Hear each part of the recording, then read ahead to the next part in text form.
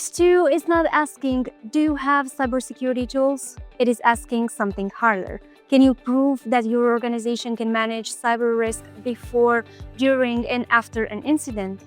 NIS2 is not just another compliance checklist. It changes who is responsible, what gets documented, how incidents are reported, and how seriously you treat your suppliers, access, vulnerabilities, recovery, and governance. NIS2 is the Europe's updated cybersecurity directive. It raises the baseline of cyber resilience across critical and important sectors. The keyword is baseline. The point isn't to make every organization look the same. It's to stop the ones society depends on from running security as a loose collection of tools and assumptions. And this isn't theoretical. The deadline to write NIS2 international law passed in October 2024, and most member states have now done it. Enforcement is moving to national regulators, and the late ones are expected to move fast. For security leaders, it ties cybersecurity to business continuity, risk, supplier governance, and executive accountability. For executives, it means security is no longer just IT's job. Management bodies have to approve it, oversee it, and answer for it. The hard part of NIS2 isn't knowing compliance is required, it's proving cyber risk is actually managed. Most organizations already have pieces: MFA, endpoint protection, patching, backups, incident response docs, training, maybe even ISO 27001. But NIS2 exposes the gap between having controls and proving they are effective, current, documented, and tied to business risk. That's where companies struggle. They know vulnerabilities exist but have no clear way to fix them. They use critical suppliers with no structured risk assessment. Their response plans are untested. Their logs don't translate into evidence, and their security data is scattered, making the real posture impossible to see. First, work out whether you're an essential or important entity. NIS2 covers far more sectors than the original directive. Classification depends on sector, size, role, and national rules, so let legal and compliance confirm it. But don't wait for a perfect answer. If you operate in or supply a regulated sector, start preparing. And remember, NIS2 is a directive, not a regulation. It becomes 27 national laws. Same baseline, different authorities, reporting routes, and penalties depending on where you operate. NIS2 is built around risk management. Article 21 requires proportionate technical, operational, and organizational measures and isn't just about technology. A mature program covers everything from risk policies and incident handling to supply chain security, encryption, and access control. Incident reporting is one of the biggest changes, and it runs on a clock. Once you're aware of a significant incident, NIS2 expects an early warning within 24 hours, a full notification within 72 hours, and a final report within 1 month.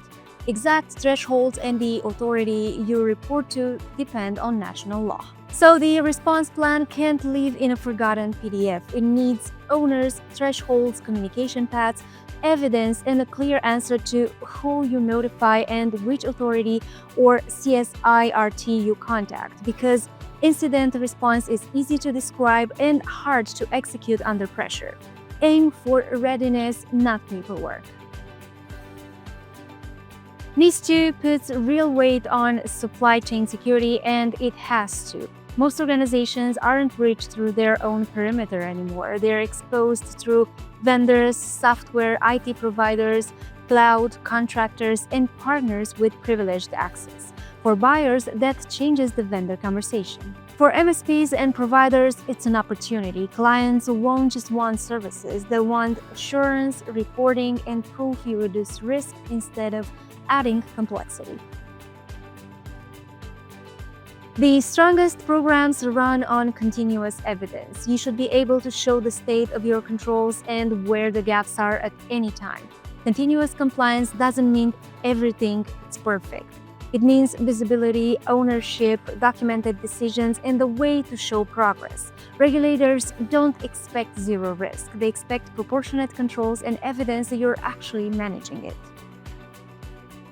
NIS2 comes with stronger enforcement. Fines reach up to 10 million euros or 2% of global annual turnover for essential entities and 7 million euros or 1.4% for important ones, depending on category and national rules. But the fine isn't the real story. NIS2 puts cybersecurity in the boardroom. Management has to approve and oversee risk measures, which makes them accountable for what used to be treated as purely technical.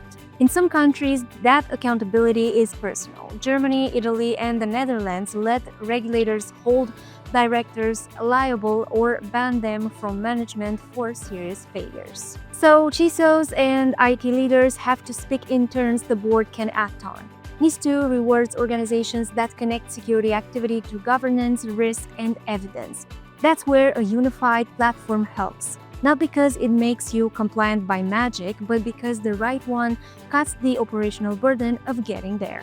Heimdall's NIS2 reporting gives you and your partners clearer visibility into the relevant places from one dashboard. It tracks up to 80% of NIS2 Article 21 control areas, surfacing things like patching, incident handling, ransomware protection, access controls, endpoint hygiene, encryption gaps, and risk scoring. For audits, governance reviews, or customer assurance conversations, that turns scattered activity into usable evidence. And for MSPs, it standardizes how you communicate NIS2 readiness across clients. If you're ready, grab your NIS2 compliance checklist. It's downloadable in Word, Google Docs, and PDF. One thing to take away, NIS2 rewards the organizations that can prove it, not to just claim it. Build for evidence and the rest gets easier. Thank you for watching. If you enjoyed this video, make sure you like it, share it with your connections, and subscribe to Heimdall's YouTube channel.